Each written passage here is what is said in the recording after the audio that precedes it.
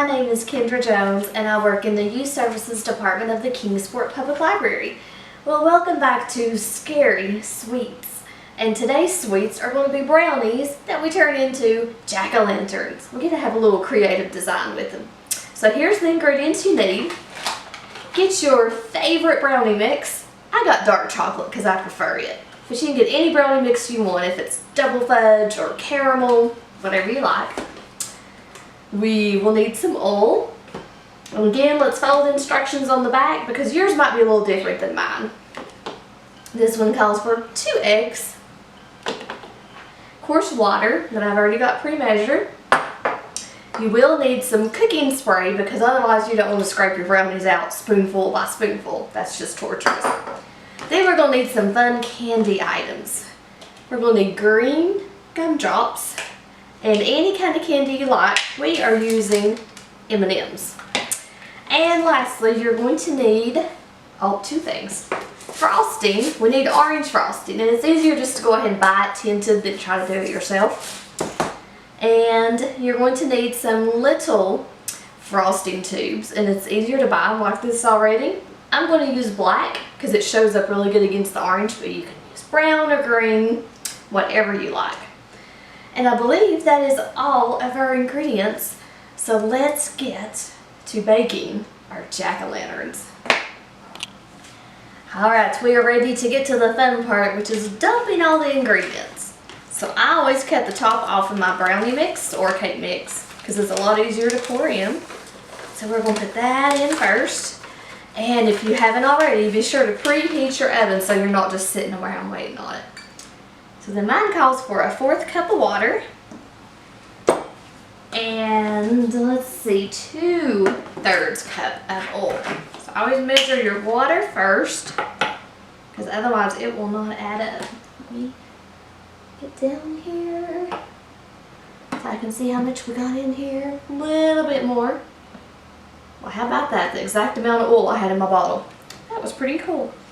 Alright, now I'm going to add my 2 eggs. There's 1 and 2.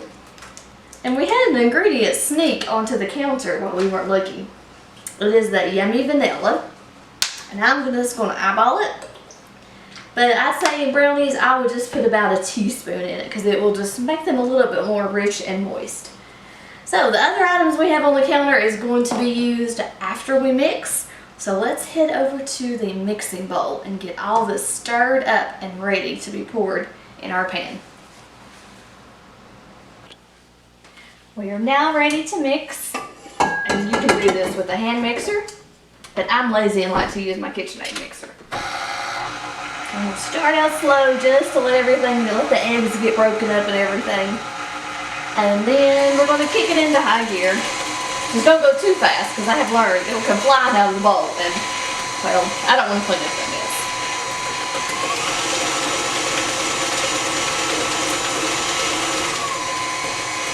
And you'll be able to tell by looking at it if it's done yet. Just make sure you don't see nothing grainy sticking up. And we know it is ready to go. If you're like me, my favorite part of making brownies is getting to eat the leftover batter. I think that might be everybody's favorite part. Alright, I'm going to take this off and lay it right down in the sink. Alright, now we're going to pour our brownies in. And sometimes I like to give it one good mix in case any of that's stuck in the bottom because that does happen quite a bit, unfortunately. And it depends on how much of this yummy batter you want to eat, but you know, can't eat too much because it does have raw eggs in it. So I'll scrape a little bit more.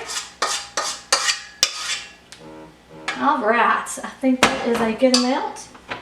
I kind of shake them around to make sure all of it's covered. Our oven's already hot, ready to go.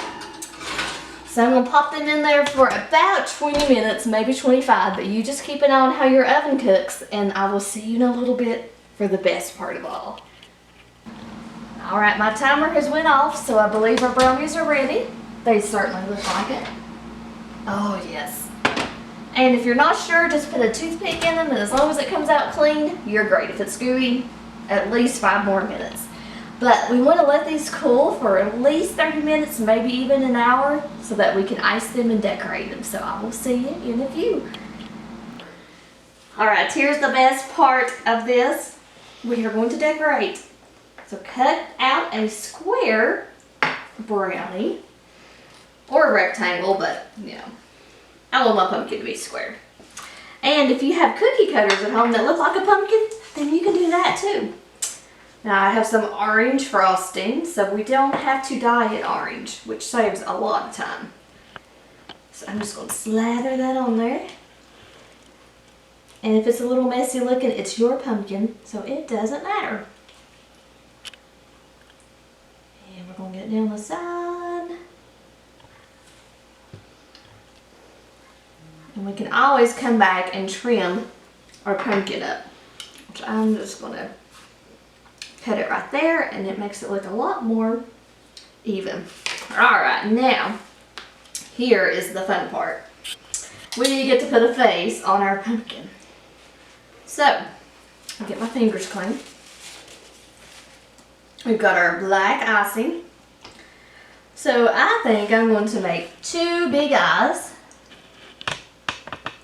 There's one big one. And 2 big ones. And of course you need a nose, so I'm just going to give it a triangle nose. And mine is going to have a big toothy mouth. And you can also put your teeth in there. Or you can use candy. But I think I just want to give him 2 funny teeth. Now, for the candies. I think my pumpkin needs some blue eyes. Just like that. And the only thing he is missing is his stem. So you can use a whole gumdrop, or I'm going to cut one in half because I want it to lay flat. Put it right on top. And while I do have a messy plate, you can clean that up very easily with your napkin. And you have made your own Jack-o'-lantern brownie. Now you get to eat it and enjoy.